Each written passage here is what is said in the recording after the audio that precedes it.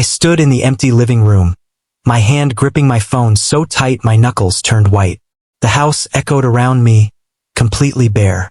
No furniture, no pictures on the walls, no wedding photos, nothing. Just 30 minutes ago, I had watched the last moving truck drive away with everything we owned inside it. And in exactly 10 minutes, my husband David would walk through that front door, expecting to find his comfortable home, his big TV, his leather couch, and his wife waiting to welcome him back from his business trip. But what he would find instead would change everything. My heart was pounding so hard I could hear it in my ears. Outside, I heard a car door slam. My breath caught in my throat. He was early. I heard voices, laughing voices. Not just David's voice. There were other people with him. A woman's high-pitched giggle. Children squealing. More car doors slamming. My hands started shaking as footsteps approached the front door. The key turned in the lock. But before I tell you what happened when that door opened, let me ask you, where are you watching this from? Drop your country or city in the comments. And if you want to see how this story ends, make sure you're subscribed because you won't believe what happens next. Now, let me take you back to where this whole nightmare began. My name is Rebecca, and 3 months ago, I thought I had a perfect marriage. David and I had been married for 12 years. We lived in a beautiful house in a quiet neighborhood. We didn't have children, we had tried for years, but it never happened. Eventually, we stopped trying and just focused on building our life together. David worked as a sales manager for a big company. He traveled sometimes for work, but never for more than a few days. I worked as a teacher at the local elementary school. We weren't rich, but we were comfortable. We had nice things. We went on vacations together. We had date nights. Or at least that's what I thought. Everything started to change one Tuesday evening in March. David came home from work acting different. He was happier than usual. Almost too happy. He was humming while he changed his clothes. He smiled at his phone a lot. When I asked him what he was so cheerful about, he just said, "Oh, nothing. Just had a good day at work." But I knew my husband. Something was different. Over the next few weeks, the signs got bigger. He started working late more often. He bought new clothes, stylish ones, not his usual boring work shirts. He started going to the gym every morning before work. He got a new haircut. He even started wearing cologne, something he never did before. When I asked him about all these changes, he always had an answer ready. "I'm just trying to take better care of myself, Becca. The guys at work started a fitness challenge, and I want to win it. My boss said we need to look more professional for client meetings." I wanted to believe him. I really did. But then came the phone calls. At first, it was just 1 or 2 times. His phone would ring, he would look at the screen, his face would change, and he would walk into another room to answer it. "Just work stuff," he'd say when he came back. But why did he need privacy for work calls at home? Then the late-night texting started. We'd be watching TV together, and his phone would buzz. He'd pick it up, read the message, and a small smile would appear on his face. Then he'd quickly type something back. "Who are you texting?" I asked one night. "Just Mark from work. He's asking about tomorrow's presentation." But I had seen Mark's name in David's phone before. This contact name was just a letter, J. Who was J? I tried to push the thoughts away. I tried to tell myself I was being paranoid. David loved me. We were happy. He wouldn't cheat on me. But deep in my heart, I knew something was wrong. The truth came crashing down on a Saturday afternoon in April. David had gone to the gym, or so he said. He left his laptop open on the kitchen table. He usually took it everywhere, but that day he forgot it. I walked past it on my way to make coffee. The screen was still on. And there, right in the middle of the screen, was an email. I didn't mean to read it. I really didn't. But the subject line caught my eye. "Can't wait for our trip." My stomach dropped. My hands were shaking as I sat down in front of the laptop. I clicked on the email. It was from someone named Jennifer Martinez. "David, I'm so excited for our vacation in July. The kids keep asking every day when we're going." I showed them pictures of the resort, and they can't stop talking about the water slides. "Mom and Dad are excited too. They said they're so happy to finally meet you properly and spend quality time together as a family. I've already bought new swimsuits for everyone. Just 7 more weeks. I love you so much. Jay.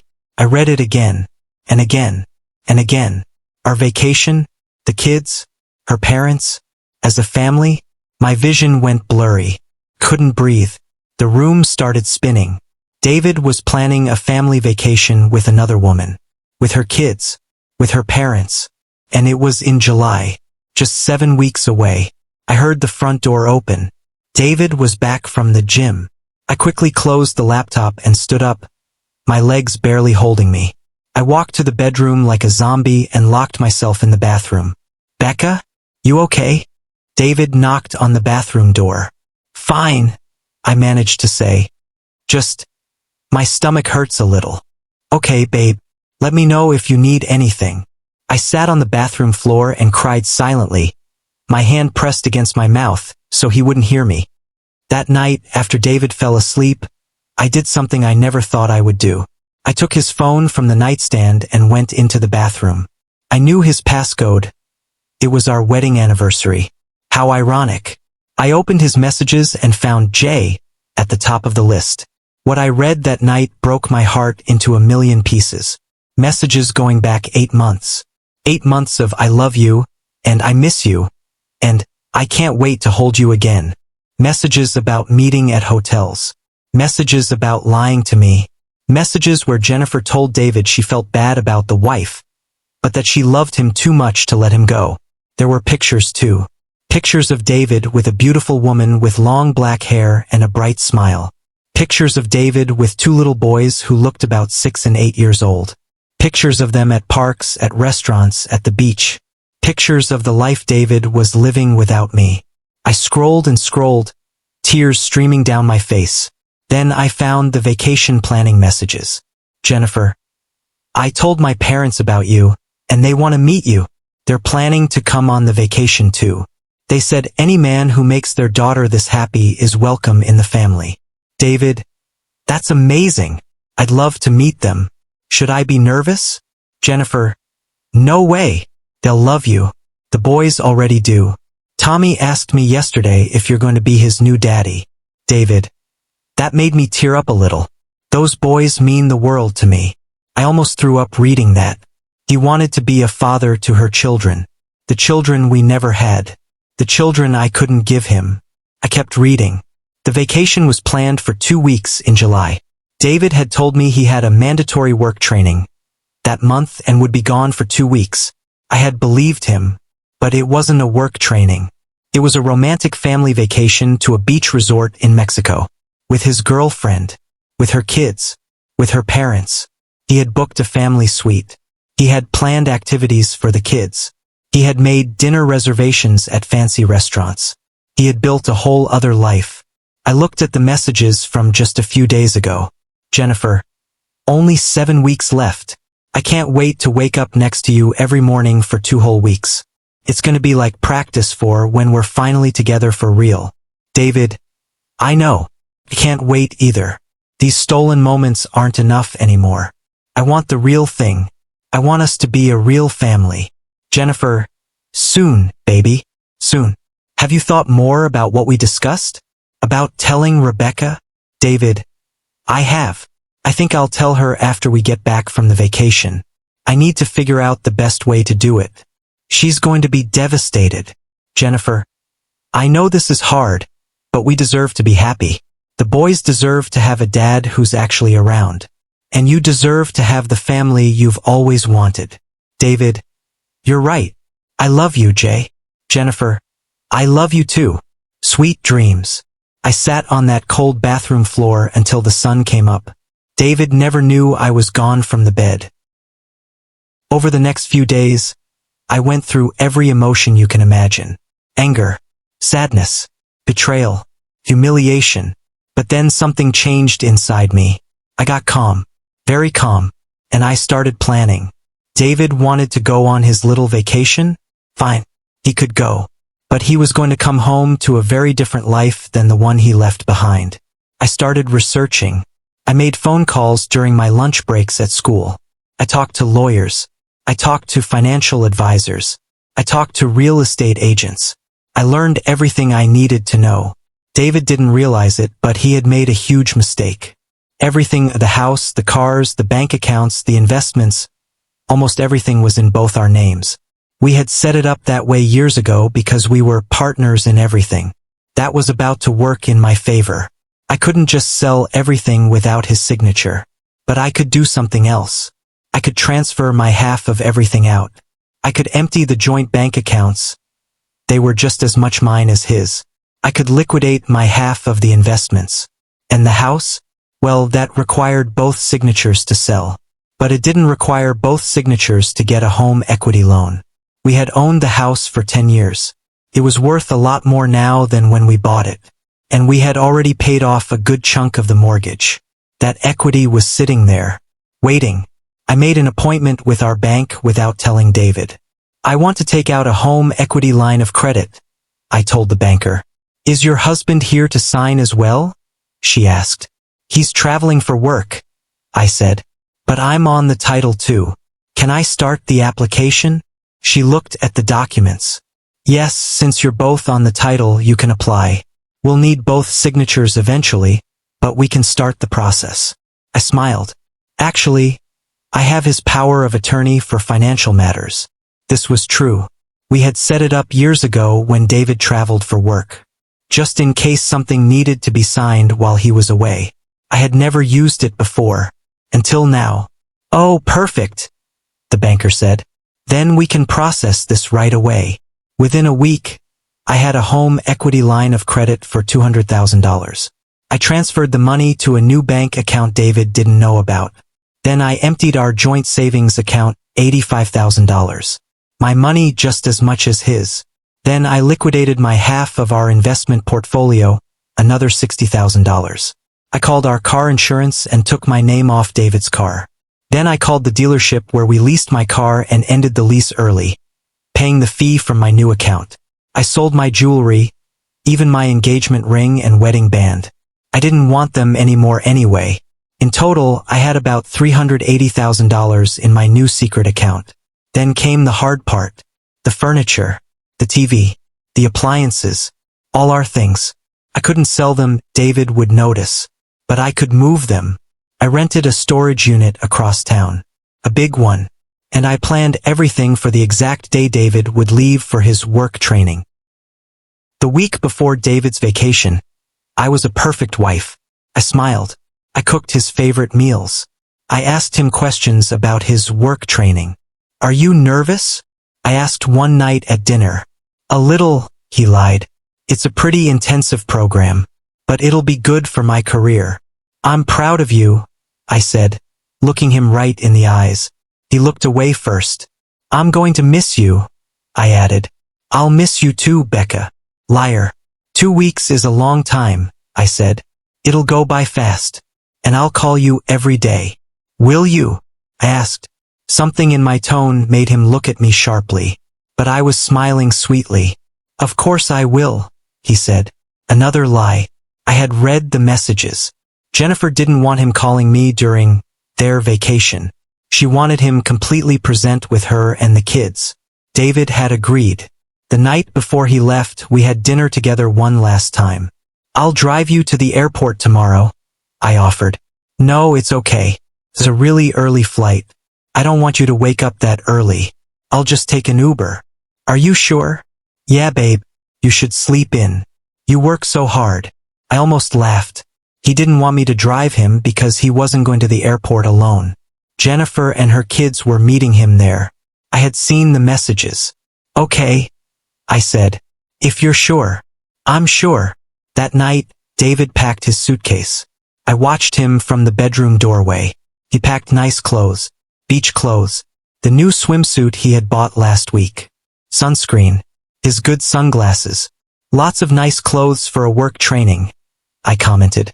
He froze for just a second, then laughed. They said we might have some networking dinners. I want to look professional. Of course, I said. He zipped up his suitcase and turned to me. Come here. I walked over to him. He put his arms around me. I'm going to miss you, Rebecca. I hugged him back. breathing in his cologne one last time. I'm going to miss you too, David. If only he knew what I really meant. David's Uber picked him up at 5 a.m. I pretended to be asleep but watched through the window as he left. As soon as his car turned the corner, I jumped out of bed. I had a lot of work to do. The moving company arrived at 7 a.m. I had hired them a week ago. We need everything out, I told them. Furniture, TV, kitchen stuff, decorations, everything. Everything? The head mover asked, looking surprised. Everything except what's in that pile. I pointed to a small stack in the corner. David's clothes, his toiletries, his laptop charger, a few personal items. Even the bed? Especially the bed. Took them 6 hours. 6 hours to empty a house of 12 years of marriage. I watched as they carried out our couch. The one we bought together when we first got married. Our dining table, where we had hosted so many dinner parties. Our bed, where we had slept next to each other for 12 years. Our TV, where we had watched movies together every weekend. Our everything. All of it went into the moving truck and then into my storage unit. When they were done, the house was completely empty. Just bare walls and bare floors. And me. I walked through each room one last time. The living room where we used to dance on New Year's Eve. The kitchen where I had cooked thousands of meals for him. The bedroom where I had cried myself to sleep so many nights in the past few months. The bathroom where I had found out the truth. Goodbye to all of it. I called the utilities company and canceled everything effective the next day. Electricity, water, gas, internet. Then I called our home security company and canceled that too. I took one last look around. My phone buzzed. A text from David. Just boarded. Turning my phone to airplane mode now. Love you. I didn't respond. Instead, I texted my lawyer. It's done. I'm ready. She texted back. Divorce papers will be filed tomorrow morning. He'll be served as soon as he returns. I smiled. Then I walked out of that empty house, locked the door behind me, and drove to my new apartment across town. The apartment I had rented a week ago with my secret money. The apartment David knew nothing about. I spent that night setting up my new place, my new life. I didn't feel sad. I felt free. For the next 2 weeks, I watched David's lie unfold from a distance. He texted me every few days with updates about his work training. Day 3. These sessions are so intense, but learning a lot. I knew the truth. I had created a fake social media account and found Jennifer's profile. It was public. The real Day 3. Pictures of David and Jennifer's kids building sandcastles on the beach. David's arm around Jennifer's waist. All of them smiling in the sunset. Day 7 halfway through. Missing you, babe. The real Day 7. A family dinner picture. David, Jennifer, her 2 boys, and her parents all dressed up at a fancy restaurant. The caption. Family dinners with the people I love most. I screenshot every picture. My lawyer would need them. Day 12. Can't wait to be home soon. The real Day 12. David and Jennifer kissing on the beach at sunset. Her caption. I never want this to end. Neither did I, David. Neither did I. Because every day they were gone, I was getting stronger. I had enrolled in therapy. I had joined a gym. I had spent time with friends I had neglected during my marriage. I had cried all my tears. Now I was just ready. Ready for the look on his face when he came home. On the day David was supposed to come home, I drove to our old house. I let myself in and stood in the empty living room. The house felt different now. Hollow. Like a skeleton. I checked my watch. His flight had landed an hour ago. Any minute now. But then I heard something that made my blood run cold. Multiple car doors slamming. Not just one. Voices. Happy voices. Children's voices. Oh my God. He brought them here. He brought Jennifer and her family to our house. My hands started shaking. I had expected to confront David alone. I heard his voice outside. And this is the house. It's nice, right?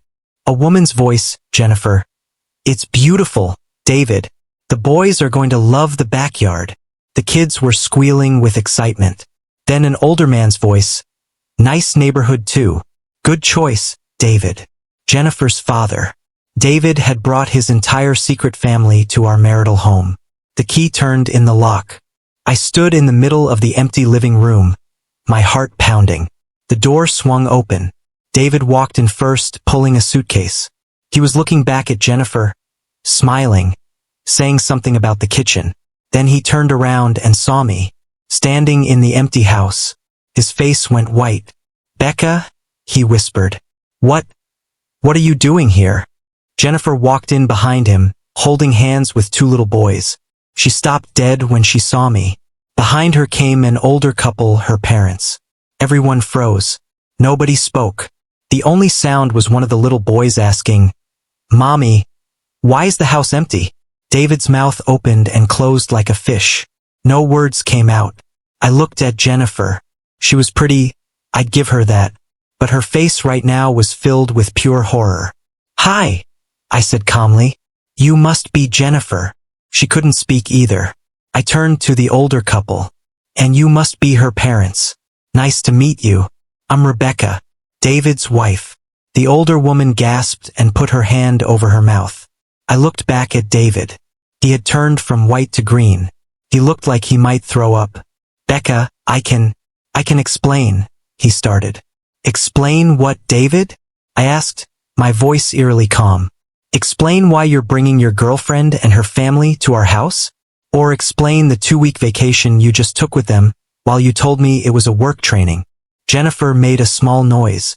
"David, you said you were separated. You said the divorce was almost final. You said." "He lied," I said, looking at her. "We weren't separated. We were very much married. Still are, actually.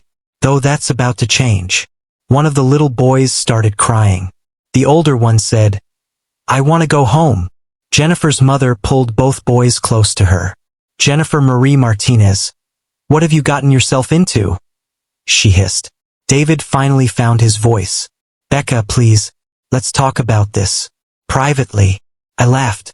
Actually laughed. "Privately? You mean like how you privately planned a family vacation with your mistress? How you privately told her you loved her? How you privately introduced her children to the idea of you being their new daddy?" Jennifer gasped. "David, you said, how you privately were planning to divorce me after this vacation." I continued, my voice getting louder. "Tell me, David, which part did you want to discuss privately?" He took a step toward me. "Becca, I'm sorry. I never meant for you to find out like this. I was going to tell you." "When?" I shouted. "When were you going to tell me? Before or after you married her? Before or after you became stepfather to her kids? Before or after you built a whole new life while I sat at home like an idiot waiting for you?" Tears were streaming down my face now, but I didn't care. Jennifer was crying too. "David, you told me you were unhappy. You told me your marriage was over. You told me." "He told you what you wanted to hear," I said to her. "Just like he told me what I wanted to hear. That's what he does." Jennifer's father spoke up, his voice hard and angry. "Young man, is what this woman is saying true? Are you still married?" David looked at the floor. "Yes, sir." "And you lied to my daughter? You brought her and my grandchildren into an affair." "I love her," David said desperately. "I really do love her. But you're still married." Jennifer's mother shouted. "You made my daughter a homewrecker. You made our grandchildren part of an affair." The littlest boy was sobbing now. The older one was hugging his grandmother, looking terrified. I felt a pang of sympathy for them. They were innocent in all this. "Jennifer," I said more softly, "take your boys outside. They don't need to see this." She looked at me with tears running down her face. "I'm so sorry. I didn't know." He said. "I know what he said. Just take your kids outside. Please." Her mother took the boys by the hands and led them out. Jennifer followed, looking back at David with an expression of complete betrayal. Her father stayed behind, his face red with anger. "You're a liar and a coward," he spat at David. "Stay away from my daughter and my grandsons." Then he left too, slamming the door behind him. Now it was just me and David in our empty house. He looked around for the first time, really seeing the bare walls and floors. "Where's all our stuff?" he asked weakly. "Gone," I said. "Everything is gone." "What do you mean, gone?" "I sold it." "Well, no, I put it in storage." "But you're not getting it back." His face went from shock to confusion to anger. "You can't do that. That's my stuff too. And this is my life you destroyed," I shouted. "Did you think about that? Did you think about me at all while you were playing happy family with her?" "Becca, I gave you 12 years, David. 12 years of my life. I loved you. I trusted you. I would have done anything for you. I know, and I couldn't give you children, so you went and found someone who already had some? Is that it?" "No, that's not." "Then what? What was it? Was I not pretty enough? Not exciting enough? What?" He stood there, and for the first time since I'd known him, David looked truly ashamed. "You were perfect, Becca," he said quietly. "That's the truth. You were always perfect."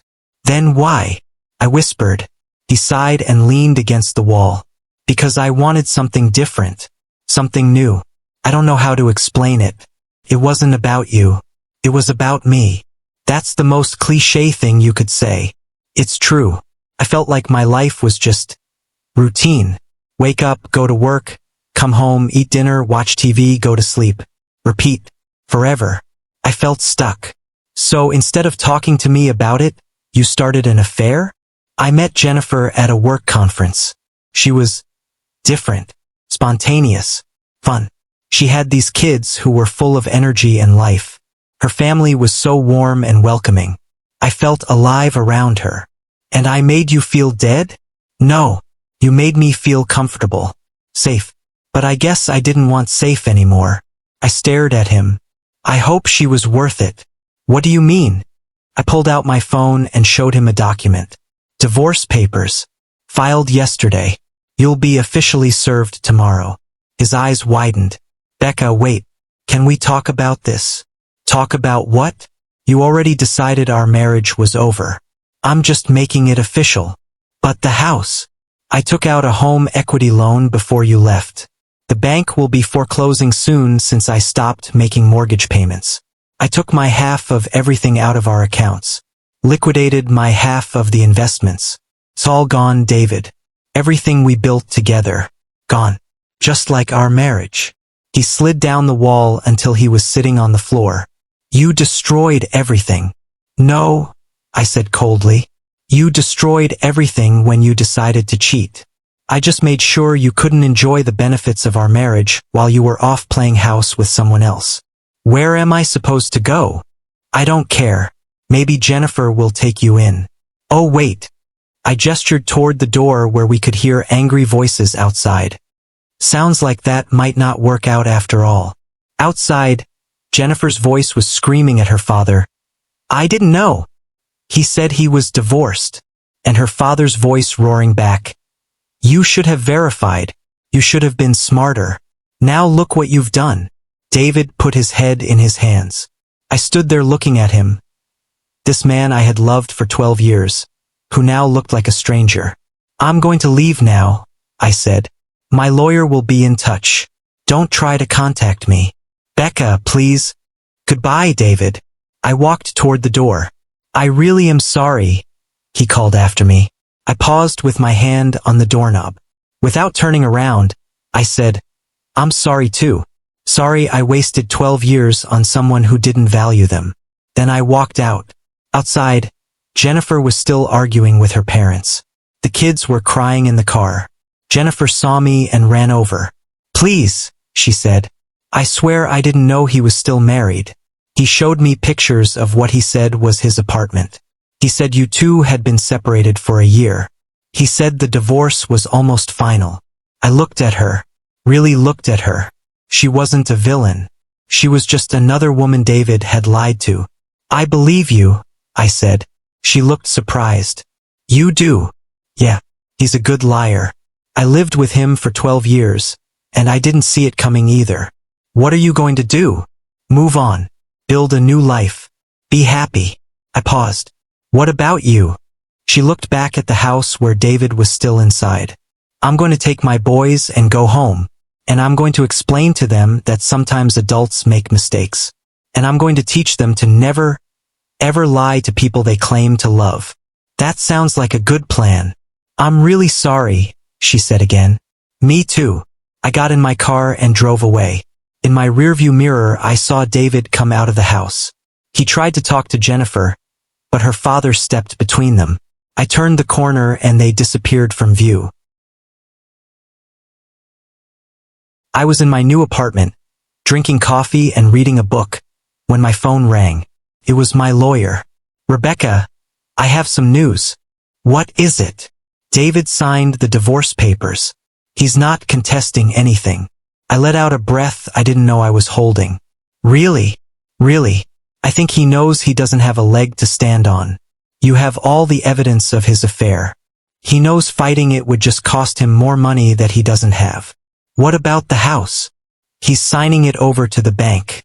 Since you took out that home equity loan and stopped payments, it's going into foreclosure anyway. He's just letting it go. And everything else? He's not asking for anything. He just wants it to be over. I closed my eyes. Okay. Rebecca, this is good news. You'll be officially divorced in about 6 months when it's finalized by the court. You're free. Thank you.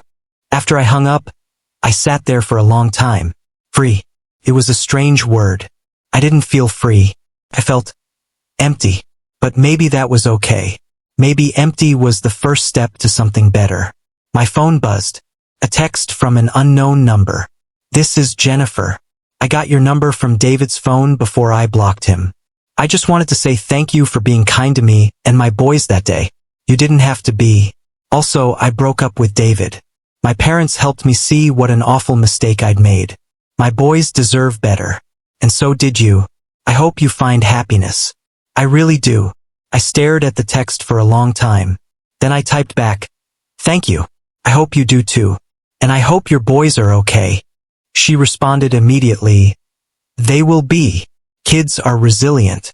Take care of yourself. You too. I put my phone down and looked around my new apartment. It was small. Much smaller than the house I'd shared with David. But it was mine. All mine. On the wall, I had hung a single picture, a photo of me with my friends, taken last week. We were all smiling, laughing at something someone had said. That's who I needed to be now. That smiling woman who could laugh again. It would take time. I knew that. But I also knew I was going to be okay. Because I was stronger than I thought. I had proven that. David had tried to build a new life behind my back. But I had torn it all down. And now I was going to build something better. Something that was just mine. Thank you so much for watching. If this story touched your heart or made you think, please subscribe to this channel to support our growth. Your subscription means everything to us and helps us bring you more amazing stories. Hit that subscribe button and the notification bell so you never miss what happens next. Drop a comment below and tell us, what would you have done in Rebecca's situation? And where are you watching from? We love hearing from our viewers around the world. See you in the next story.